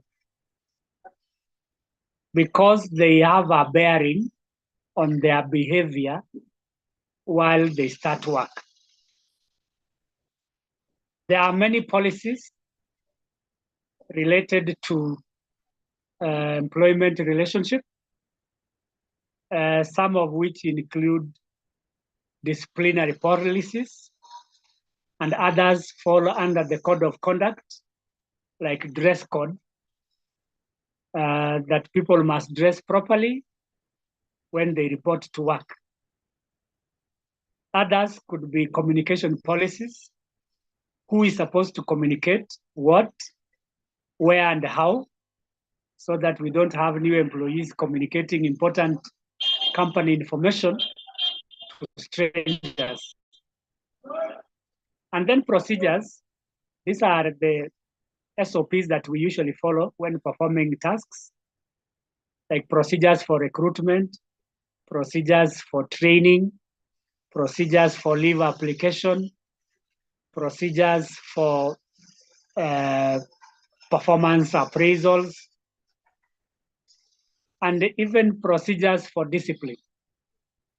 So we need employees to be trained on these policies and procedures so that they have a clear understanding of what the organization expects from them. And again, we are talking about expectations. Then the other one is integration, where we bond the employees with the organization. This helps us to ensure that the new employees develop a long-term relationship with the employer. So this integration requires that we engage the employees with the teams in which they will be working. So facilitating teamwork is very important, and it becomes a key success factor for the employees that have been hired. In a team environment, all employees must be supportive, must be cooperative, and must participate in team activities. So in integration, the new employees bonded with the various teams with which they will be working. The next one is mentorship, which is the buddy system, which we mentioned yesterday. And for the benefit of those that joined us today, the two are about partnering employees with the existing ones in order for them to start work as soon as possible and also enhance their performance levels. A mentor is usually a senior person who has the right skills, knowledge, and experience from whom a new employee can learn. So they may be partnered for a period of time, and this varies from organization to organization. So a mentorship program can start the first week or second week, and it can run up to 2-3 months. And this is to ensure that the new employee is confident to start working on their own. For buddy system is where a colleague is partnered with the new employee. So the new employee is expected to learn from this buddy. A buddy is basically a friend or a colleague or a peer. And either they imitate what the buddies are doing, or they discuss what should be done when and how. So the buddy shows the processes that should be followed in performing a task. So this is part of the onboarding process where employees learn from others through mentorship and the buddy system. So they provide guidance and support, and therefore provide feedback, especially on how well they are doing and the areas that need improvement. And lastly is regular check-ins to ensure that the employee who has been hired is doing the right things in the right way at the right time. So these regular check-ins could be part of the probation process, where probation is that period in which the performance of a new employee is assessed to ensure that they are working and doing the job for which they were hired, and that they are fitted into the organizational culture. So regular check-ins creates confidence and also promotes employee satisfaction and engagement. How do we implement and monitor the onboarding process? There are 3 key aspects. 1, timelines. We need to create a clear timeline in which we can conduct the onboarding. If we say that the onboarding will take 3 months, we should create a schedule of the activities that will be done in the 3 months with the clear outcomes or milestones or things to be achieved over that period, if not improvement. So you create a schedule of what will be done in week 1, week 2, up to the last week of the onboarding process. The second aspect of implementation is to assign duties. Assign duties to particular members of the department to which the employee has been assigned. If the new employee is in the HR, you assign a member of the HR team. If it is in marketing, a member of the marketing team, or finance, or IT, and others. Why do we need to assign this? These are the people who will be guiding them to ensure that they have settled in quickly. Just before we even partner them with the buddies or the mentors. So the person to do the induction or orientation should be specified so that if anything goes wrong, we know who was responsible. And then number 3, we should develop metrics of monitoring onboarding. We have mentioned some of these metrics earlier on, like the satisfaction scores, that goes to the employee experience, completion rates of training, especially the training that we mentioned earlier on here. If I may go back to it, there's a training number 3. So that training, which we call induction, orientation rather, is very important so that we know that it achieved the right results. So how many people completed the training that was put in place? Later, probably in the afternoon, we shall be talking about training as an aspect of employee retention. And we want to find out how many people completed training programs. That will be a measure of success of a training program or an induction process. And how much time did the employee take to reach the right levels of productivity? If the right level of productivity is having maybe 20 customers in 1 hour, I hope that is possible, from 2 to 3 to 4, how much time does that person take to achieve 20 customers to serve? So if your highest level of customers that have to be served is 20, so you determine how much time the employee took for him or her to reach that level.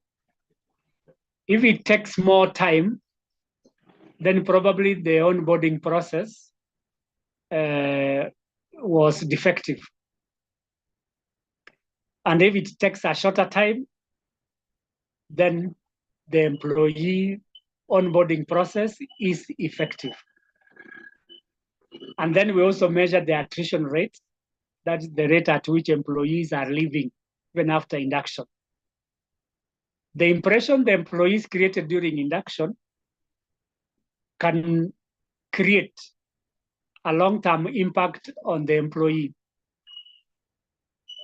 So the experience of the employee during onboarding should be right so as to avoid that early attrition or exits of employees. There are these specific metrics that I've given: new hire retention rate, time to full productivity. I've just plucked them out of what I have said in the other slide.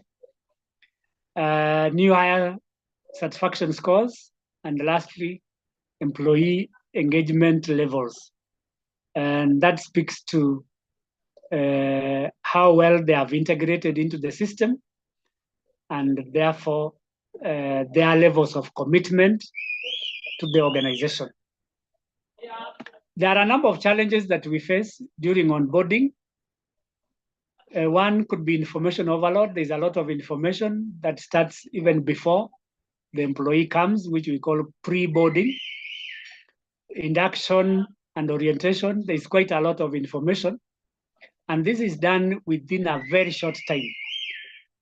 Many of us are not wired to absorb so much information within a very short time.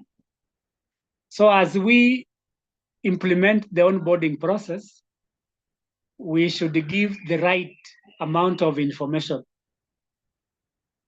so that employees are able to handle this amount. Not too much and not too little. Lack of personalization is another challenge, where in some cases employees are introduced to the organization as a large group. The danger with having large groups during onboarding, orientation, and induction is that some particular needs of employees are not likely to be met. So it is important to customize the learning needs of the employees during orientation and induction, because all these employees are going to occupy different positions. Not unless you are having a large number of employees who are doing the same position, like clerical or security people who need the same kind of information. But if they are in different departments, even if they are a larger group, they should be there should be personalization of the information that each of them requires.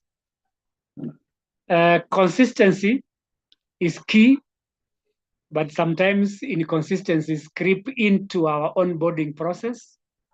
Why? Because of lack of a standard onboarding process. As a common practice in most of our organizations, we need to have a kind of operating procedure when it comes to onboarding, so that everybody knows what comes first, second, third, and last. Consistency enables organization to determine and establish stability and predictability. So if the onboarding process is jumbled up, then there will be no predictability, and the outcome might be negative, leading to poor performance and possible exits.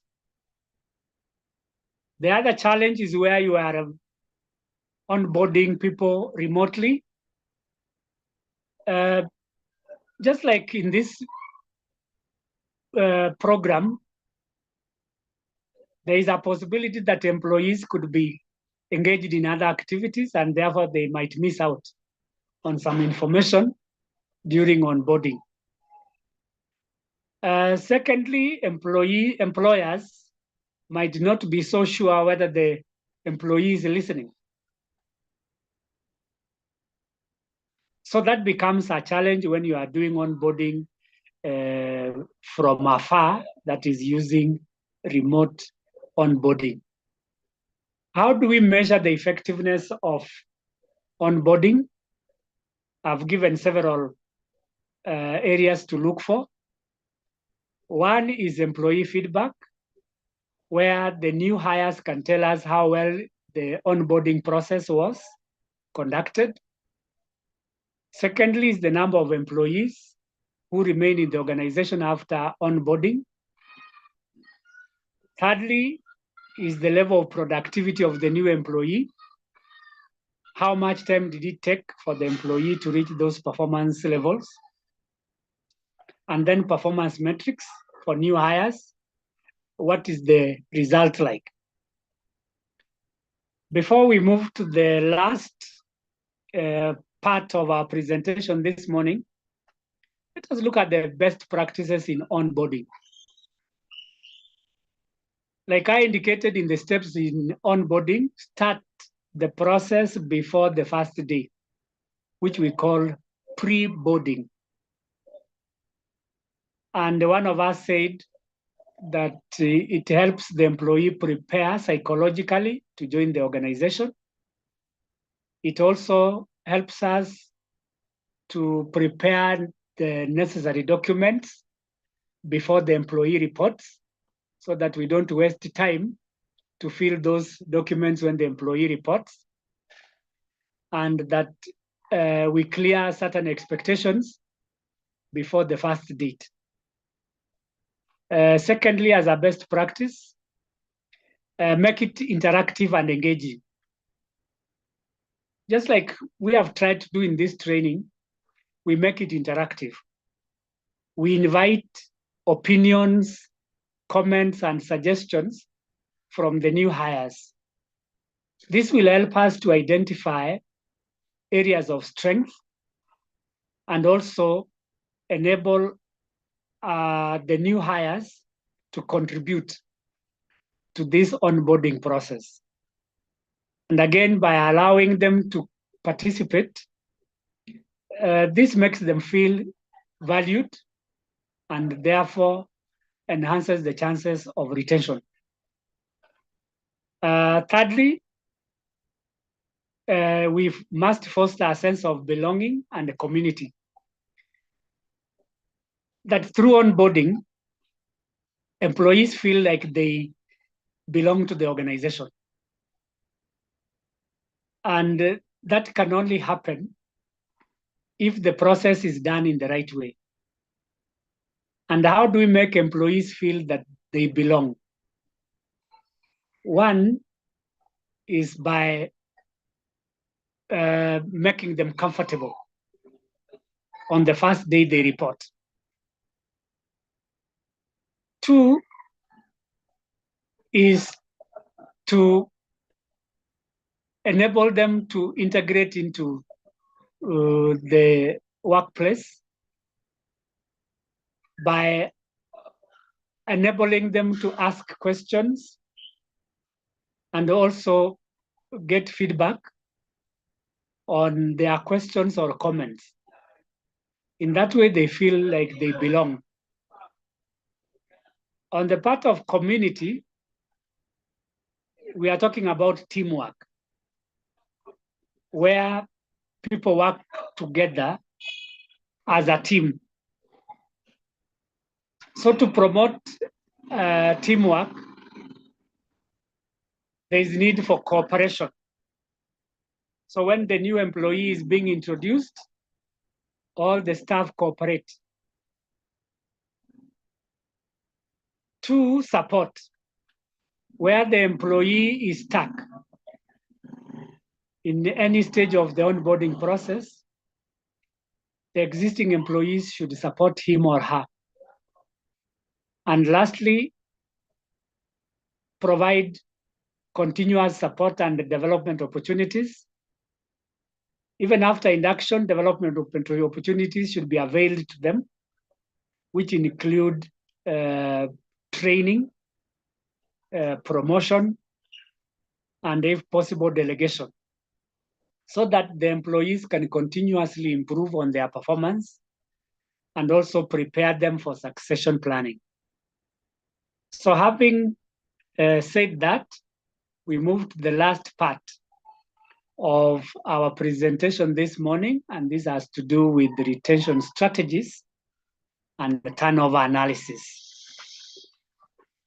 I don't want to belabor the point of retention, that this is about keeping the employees whom we have hired through recruitment and selection. Remember, since we began, we have been talking about talent acquisition and retention. So retention has to do with those practices that organizations engage in or use to keep the employees for a long time. And then turnover, we mentioned a bit of it yesterday. Turnover is the rate at which employees leave the organization. And there are many reasons for them leaving. Through this analysis of retention and turnover, we are able to identify trends, causes of leaving, and areas of improvement. I want us to react to this question before I show what I have for us, we can quickly mention the retention strategies that some of us have put in place to ensure that we keep our employees. So over to you. What are your retention strategies?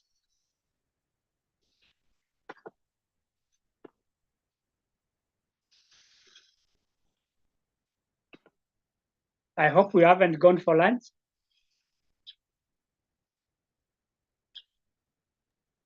Availing employee assistance programs. Yes, correct. Availing employee assistance programs. Thank you. Anybody else? Competitive salaries. Competitive salary. Who am I speaking to? Harrison. Harrison, yes. I need to memorize your voice. So Harrison, thank you very much. Competitive pay will prevent employees from leaving. Any other contribution?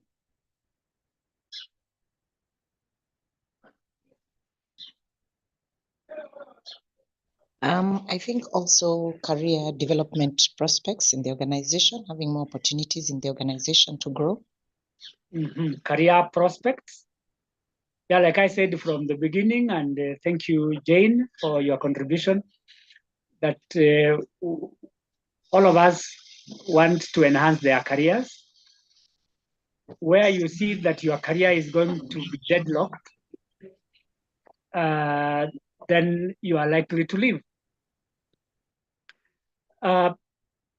Some of us want to grow fast within our career ladders, and that is why we need clear career paths that enable us to grow.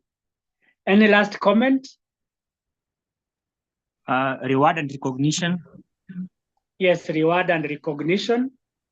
You are right. Thank you. I think this is Benjamin. This is Harrison, eh? Yes, reward and recognition. Anything outside your normal compensation is a reward. And these rewards can either be monetary or non-monetary. What is your take, Mr. Harrison, on non-monetary rewards? What are they?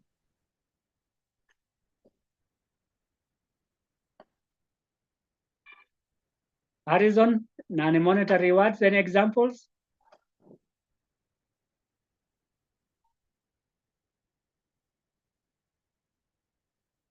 Okay, I think we have lost him. Ruth? Maybe I can try. Non-monetary, maybe in regards to maybe public acknowledgement, where you highlight achievements in a team meeting or a company's newsletters. There could also be personal thank you notes, maybe handwritten by the managers and the like. Maybe there can be also flexible work arrangements. Yes. As you had mentioned, the remote work, where you allow employees maybe to work from home and other locations as needed. Yeah. Yeah. And maybe flexible hours. Yes, that's very good. Yeah, those answers are correct because they are all non-monetary. There is no money involved in it. I could mention maybe 2 or 3 others, which are non-monetary. Thank you. You said recognition and remote working. I can add 2 or 3. The first one is a car park. We know that those of us operating in towns, especially in Nairobi, car parking can be expensive. If you calculate the cost of car parking, could be the range of 7,000 to 10,000, depending on where you park. So if your employer can give you a free car park, that could be an incentive. 2, transport. Many organizations offer their staff transport to and from work, which can also enhance their motivation. And this helps them to save on their bus fares. Depending on the location where you work and stay, transportation can take anything between 300 to 400 a day, depending on where you stay. So if you are driving, it becomes even worse. Driving from one location to the next could cost you 1,000 per day. So if you calculate that per month, it's about 26,000 excluding weekends, or 24. If that is the case, then company transport can motivate people as a way of retaining them. And then lastly, another non-monetary retention is vouchers. For doing very well, you can be given a voucher, or for making a contribution, you can be given a voucher. This voucher enables you to pick items from any shop or supermarket of your choice, especially when it comes over Christmas, where purchases are very expensive. So your organization will give you these vouchers, and this will be an encouragement that they recognize your performance. So thank you everyone who has contributed to these retention strategies, and that makes my work easier by looking at some of these strategies so that we don't take a lot of time. Career development, I think Virginia mentioned it. Employee engagement, that is a positive work environment. Speaking of work environment, there are two types of work environments in our organizations. Two types. One is the physical environment, and two is the social environment. The physical environment has to do with the health and safety aspects, that the organization must be clean, must be safe, so that we don't have accidents and illnesses. And then the second part, which is also very important, is the social environment. The interactions that we have in our organization, either within the same office or other offices. This environment can be friendly or toxic. A toxic environment is likely to discourage employees, especially where your performance is not recognized, where contribution is not recognized. And even when you have dressed very well, nobody comments about your dress. And in any case, they say, what kind of dress are you in today? That's a toxic environment, which does not allow you to perform to your level best. So this is an aspect of employee engagement. We can create that environment which is friendly, which is supportive, and where employees are allowed to work as a team in the social environment. I think that will help to retain employees. Competitive compensation, I think Benjamin mentioned that. I don't need to go back there. The other one is work-life balance, which I think Ruth mentioned, allow people to work remotely. Recognition and awards, we have given that. I think there was a leakage of the marking scheme. And then lastly, strong leadership and management. We need managers who support, motivate, and engage employees.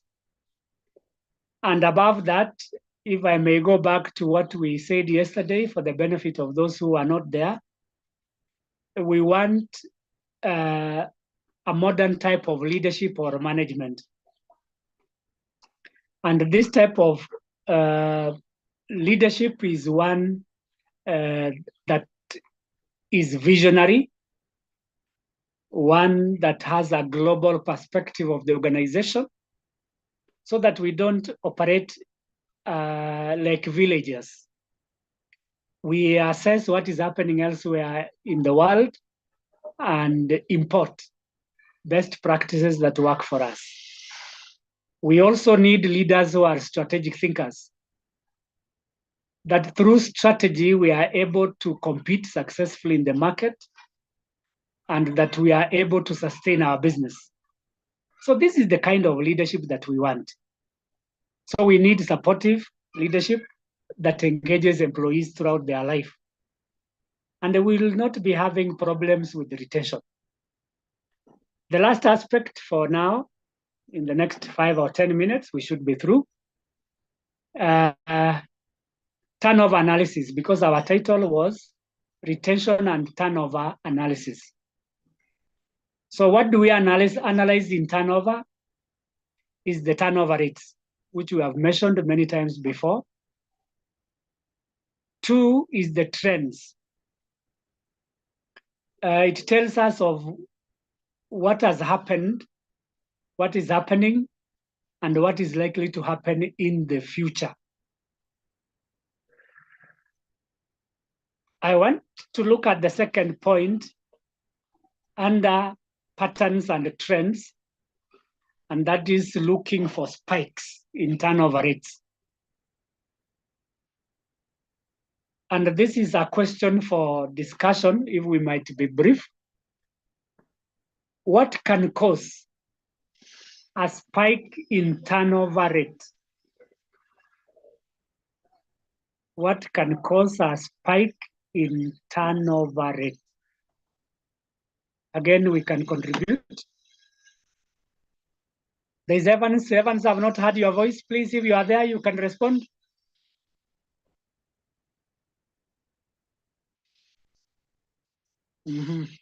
Evans is not available for comment.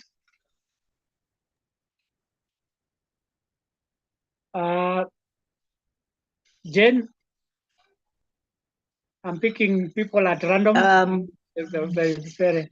Sorry for ambushing you, Jane. Sorry. No, it is all right. Yes. I think what can spike turnover rates could be a change in leadership in the organization, could be some change of policies and processes that have changed. And also it could just be the environment, the culture of the organization that changes and people don't feel comfortable anymore. Yeah, true. That the type of leadership that comes into the organization. There are some leaders who join organizations and touch everything, and then they turn into dust. And others come and touch things, they turn into gold. We could desire to have managers or leaders who touch things and they turn into gold. Those who touch things and they turn into dust, thank you, Jane, these are the ones that can cause a spike. So leadership can cause a spike. Change in the organization, there are various types of changes like structural change. A structure can change from being tall to short. Strategic change, or change in systems where people may not fit into the new changes. There might be a spike in turnover. So spikes can come in at any period of time within an organization. If I may add 1 or 2 more factors that can spike is a change in strategy. A strategy like downsizing, where it is presumed that you have excess workforce, can cause a spike. That people are not sure whether they will remain or not. Even those high performers are likely to apply for early exit so that the hammer of retrenchment does not fall on them. So change in strategy can be a cause. Another cause of a spike could be new legislations. I've visited various organizations in this country, and especially with the new taxes, which are a part of the legislations I'm talking about. People feel like the taxes are more than what they get as income from their employment. So they try to rationalize this by looking at the tax rates vis-a-vis their take home in terms of salaries and wages.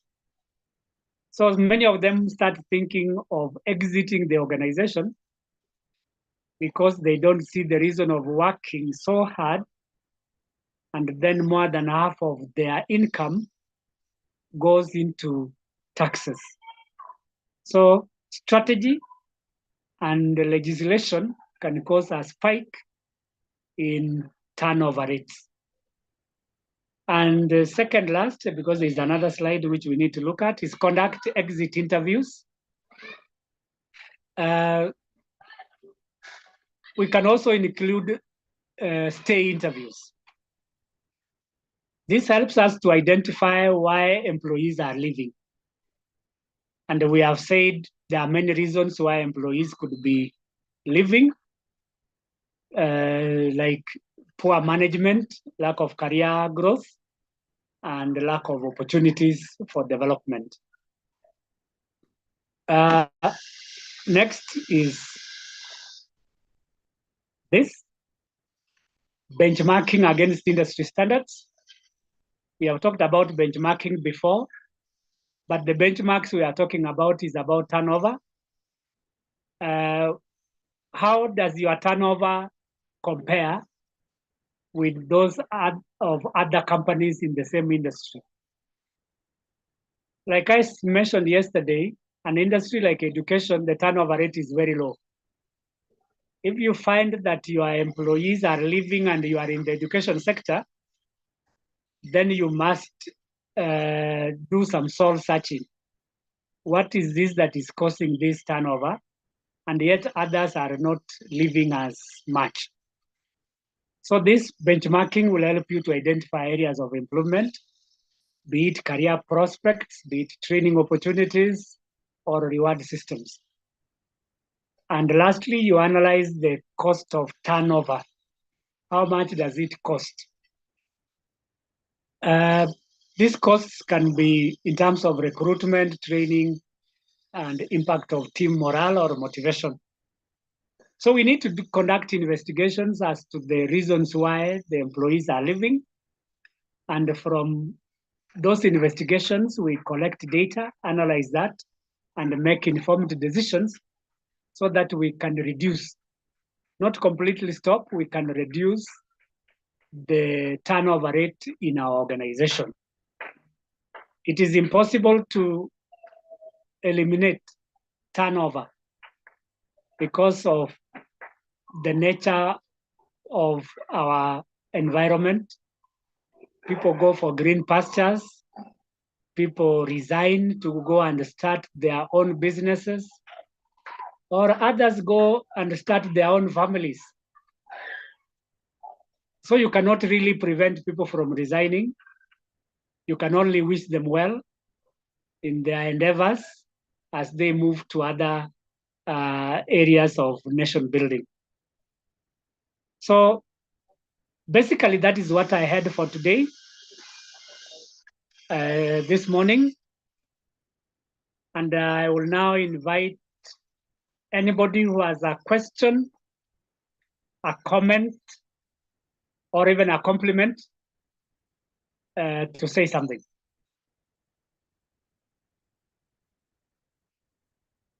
The floor is open to all of us now to make a question or comment.